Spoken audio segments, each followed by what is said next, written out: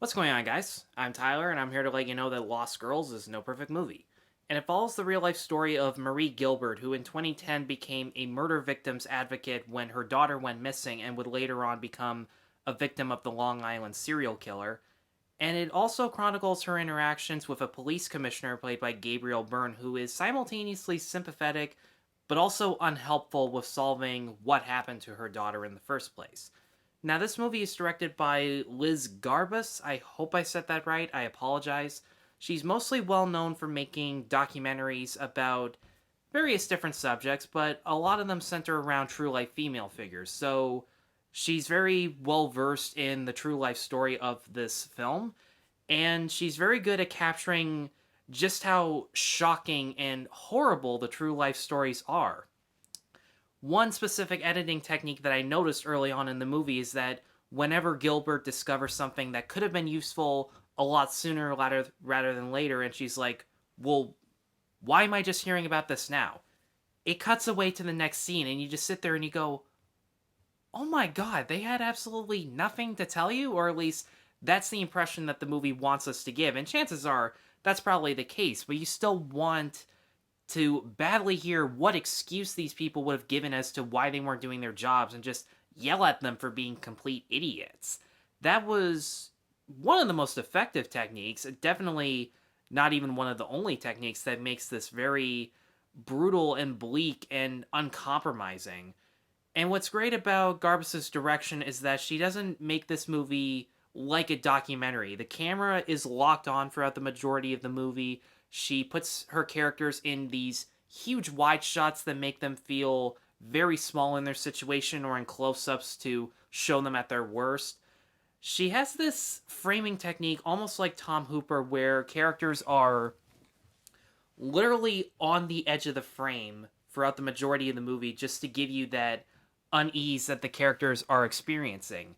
And even if it weren't for those techniques, this movie would have been worth viewing just for Amy Ryan's incredible performance. She has not been this good since Gone Baby Gone. She might even be better in this one.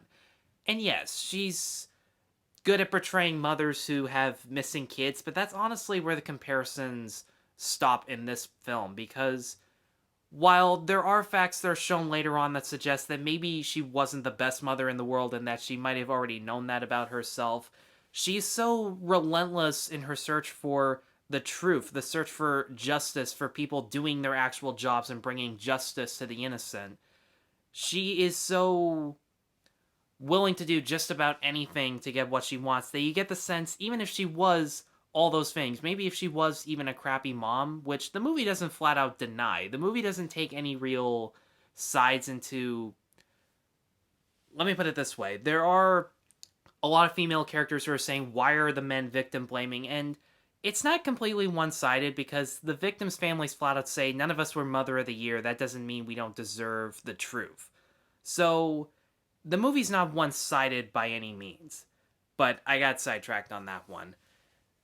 The movie makes it clear that she is so perseverant for the truth that even if she wasn't the best mom, she deserves closure. She deserves to give other people closure. And the fact that she's putting herself out there to help others, that's the single bit of redemption that she needs. Gabriel Byrne and Dean Winters did exactly what they were supposed to do, be these really slimy and unlikable cops. And out of the two of them, we follow Byrne the most because he has the most amount of control in this investigation.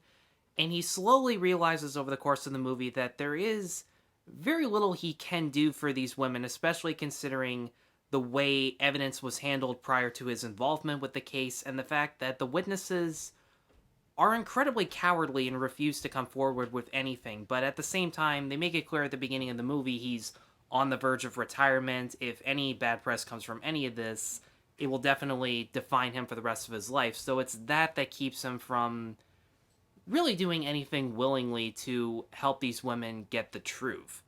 And I want to mention this guy specifically because he gave a much better performance than I thought he was going to. Read Birney as this basically one of the witnesses slash suspects who is incredibly slimy and has this superior than thou attitude for just about everything. But when he's being interviewed about the cases, he's very upfront with his expressions and his choice of words that he feels he has no responsibility to have done anything in this particular situation. And you just sit there and you wonder, how can you say any of this shit? Now, as for the other victims' families, they don't really get a ton in the way of depth. The most that we see, other than Marie Gilbert, is her oldest daughter, her oldest surviving daughter anyways, played by Thomasin McKenzie, who wasn't necessarily bad, but her really quiet line delivery and I'm guessing what was supposed to be her New York accent made her sound really unnatural during some of her more dramatic moments. And there's this other character played by Lola Kirke, who is an implied sex worker who was a sister to one of the victims, and she kind of has this...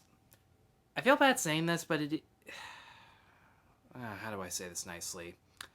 She's one of those characters who comes in and you expect her to be as dumb as a rock, and then later on she shows that she does have a softer, more gentle, and slightly cynical but intelligent side to her, and she doesn't do anything bad with it. She was a genuine surprise, but you couldn't really escape the fact that her character felt more like a trope than a real-life person.